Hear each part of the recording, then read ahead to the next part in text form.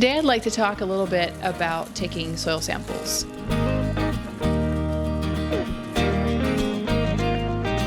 One of the reasons to do a soil test is so that you know what's in your soil and you can build your soil up in the right way. If you've got too much of one nutrient or not enough of a nutrient, it can affect how your plants perform in the garden. And so getting that right, getting the balance of nutrients pretty close to right, is going to help your plants to fend off disease and insects. So I think a soil test is the first place to start with that.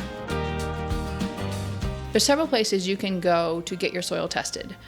If this is the first time and you are either a home gardener or just a beginner, your county extension office is often the place to start. I'm not sure how it is in all the states. I know here in Ohio, the county extension offices will test your soil for you. I think LaRonda has said in Arkansas they do as well. So I'm guessing probably most of the states do. But what I did when I first moved to my new garden, I just Googled my county and then extension office and then I think soil testing. And then just the information that came up. There was a website and there was a bunch of information on there with how I needed to go about it. So that's how you could start. Another place we had used here in Ohio is Greenfield Farms. It's an organic farm co-op. We were getting our organic compost from them and some fertilizers, and so we just had them test our soil as well.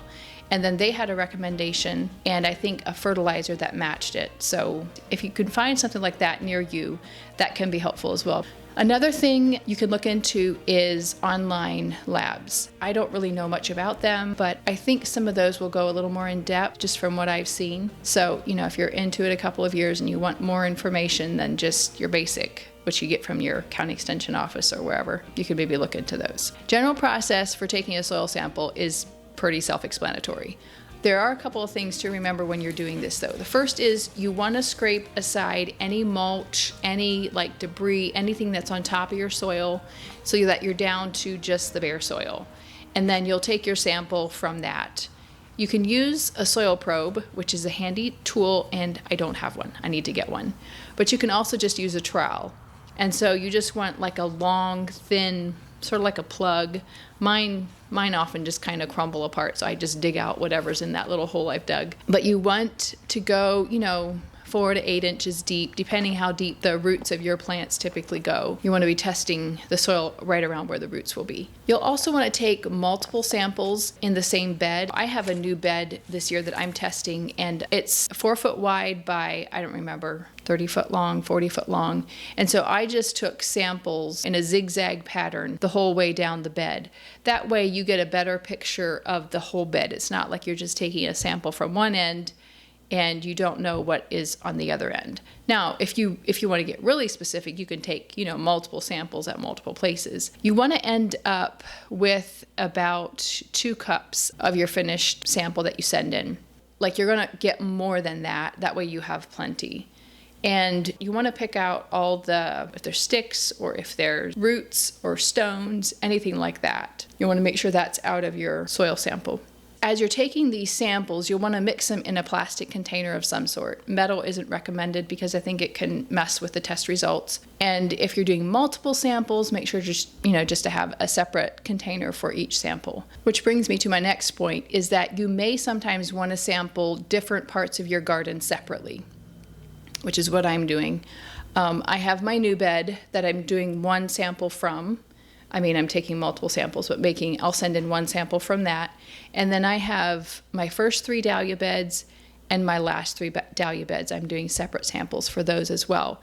The first 3 dahlia beds always seem to struggle a bit more than the last 3. And so I think if I test them separately, maybe I can see, is there some big difference, in those beds. If you have a big garden that you're just tilling every year and stuff, you could just take multiple samples from around the garden and just send one sample in. The next step then is to air dry your soil before you send it off. And to do that, it's recommended not to put it on newspaper, but to use something like parchment paper or freezer paper, something with a plastic coating on it. That way you're not pulling stuff up from the paper. But you want it to get pretty dry, and you want any big clumps to be crumbled into smaller pieces. The county that I send mine into, the instructions there were that they should be the size of like wheat grains. So some of mine is pretty good clay yet. So I'm going to have to go through and crumble some of those clumps a little later once they dry out a bit. Don't forget to label your samples both as you're taking them and then when you send them off. And you can either draw yourself a little diagram to show where you took the samples, or just make a note of it or something. And then once you get your tests back, it'll usually be a couple of weeks, maybe a month or two, you'll be able to know how to amend your soil. When I got my soil tested in my new garden here, the calcium I remember was like off the charts, like it was way too much. So I knew not to add any calcium. And then the potash was just a little low. So I've been doing a little extra potash for that. Everything else was pretty good. pH was good. So yeah, you can make choices as to what to fertilize with. If you're just doing an all-purpose fertilizer, you may eventually have too much of one thing or not enough of another. And the benefit of a soil test will tell you exactly what to put on it and what not. And then when do you take your soil samples? I would recommend doing it spring or fall. That way you can amend either, before winter and have your amendments on the bed over winter, or you can take them in the spring and then just amend right before you plant. I'm sure I didn't answer all the questions you may have, but if you have extra questions or comments or recommendations or anything, just leave us a comment below.